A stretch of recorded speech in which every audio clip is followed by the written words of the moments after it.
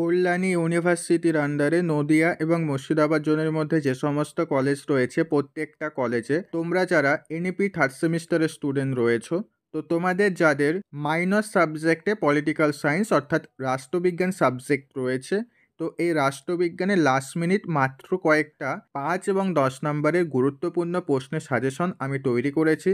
এই প্রশ্নগুলি তোমরা পরীক্ষার আগে ভালো করে পড়ে গেলে এখান থেকে পরীক্ষাতে 5 এবং 10 নম্বরের হুবহু প্রশ্ন কমন পেয়ে যাবে। ওকে, তো কি কি প্রশ্ন রয়েছে তাহলে তোমরা প্রত্যেকেই সেই প্রশ্নগুলি দেখে নাও।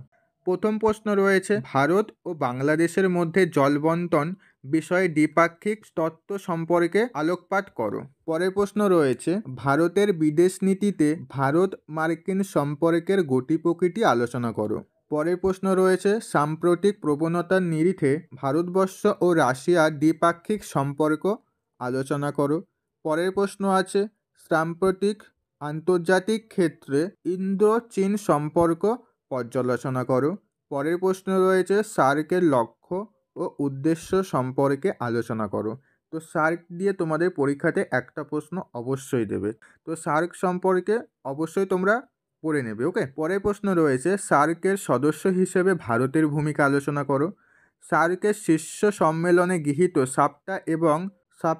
সাপ্টার ভূমিকা পর্যালোচনা করো। পরবর্তী প্রশ্ন রয়েছে, সার্ক সম্মেলনের সাফল্য ও ব্যর্থতা পর্যালোচনা করো। পরের প্রশ্ন রয়েছে, বর্তমান জলবায়ু পরিবর্তনের পরিপ্রেক্ষিতে স্থিতিশীল উন্নয়নের ধারণা কতখানি প্রাসঙ্গিক এবং প্রয়োগযোগ্য, এক্ষেত্রে ভারতের ভূমিকা কী? তো এই প্রশ্নটাও খুবই গুরুত্বপূর্ণ প্রশ্ন রয়েছে। তো এখানে যে প্রশ্নগুলি দেখতে পাচ্ছ, এই সমস্ত প্রশ্নের উত্তর তোমরা যে কোনো বইতেই পেয়ে যাবে। ওকে, বা গুগল সার্চ করলেও এই সমস্ত প্রশ্নের উত্তর পেয়ে যাবে। অথবা তোমাদের কারোর কাছে যদি বই না থাকে, লাস্ট মিনিট তুমি বই পাচ্ছ না, তো এখানে যে প্রশ্নগুলি দেখতে পাচ্ছ 5 এবং 10 নম্বরের, এছাড়াও 2 নম্বরের সমস্ত প্রশ্নের সাজেশনের পিডিএফ যদি তোমরা কেউ নিতে চাও, দেখো স্ক্রিনের উপরে একটা নাম্বার দেখতে পাচ্ছ, এখানে তোমরা যোগাযোগ করে এই পিডিএফটাকে তোমরা সংগ্রহ করে নিতে পারো। সেখান থেকে পরীক্ষাতে 2, 5, 10 সমস্ত প্রশ্নই কমন পেয়ে যাবে। ওকে, তো দেখে নাও এর পরের প্রশ্ন রয়েছে, জলবায়ু পরিবর্তন সম্পর্কে আন্তর্জাতিক স্তরে ভারতের ভূমিকা লেখো। পরের প্রশ্ন আছে, ভারতীয় বিদেশ নীতির প্রধান নির্ধারক সমূহ আলোচনা করো। পরের প্রশ্ন রয়েছে, ভারত বাংলাদেশ সম্পর্কের ক্ষেত্রে সমস্যা ও সম্ভাবনার দিকগুলি নিয়ে পর্যালোচনা করো। পরের প্রশ্ন রয়েছে, ভারত পাকিস্তান দ্বিপাক্ষিক সম্পর্ক নিয়ে আলোচনা করো। পরের প্রশ্ন রয়েছে, আন্তর্জাতিক সন্ত্রাসবাদ নিয়ে একটি সংক্ষিপ্ত টিকা লেখো। ইন্দ্র চীন সম্পর্কে পঞ্চশীল নীতি আলোচনা করো, অথবা তোমাদের পঞ্চশীল নীতি সম্পর্কে একটা টিকা দিতে পারে।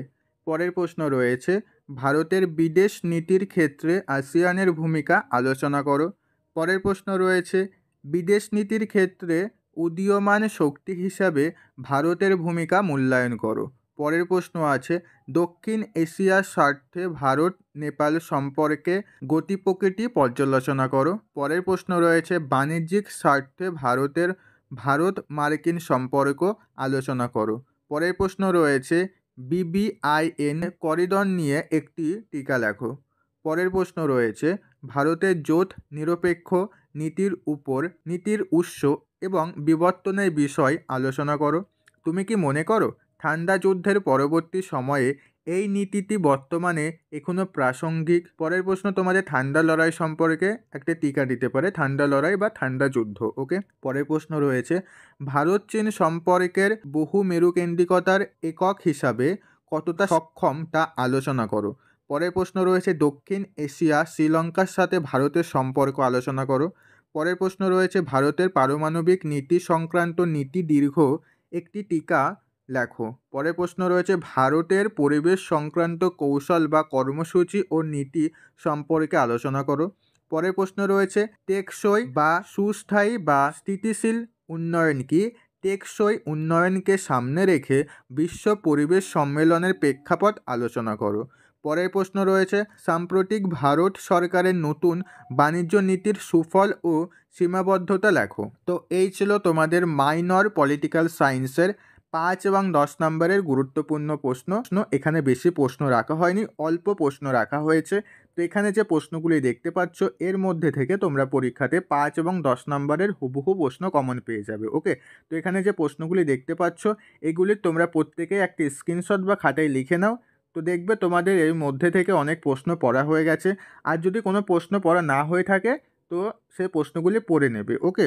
তো এর মধ্যে থেকে পরীক্ষাতে প্রশ্ন কমন পাবে, কারণ এগুলি তোমাদের এবার পরীক্ষাতে আসার মতো ইম্পর্টেন্ট প্রশ্ন রয়েছে, ওকে? তো এই ছিল আজকের ভিডিওটা ভালো লাগলে ভিডিওতে অবশ্যই একটি লাইক করে দাও, এবং এর পরবর্তী কোন সাবজেক্টের সাজেশনের প্রয়োজন অবশ্যই ভিডিওর কমেন্টে জানাবে।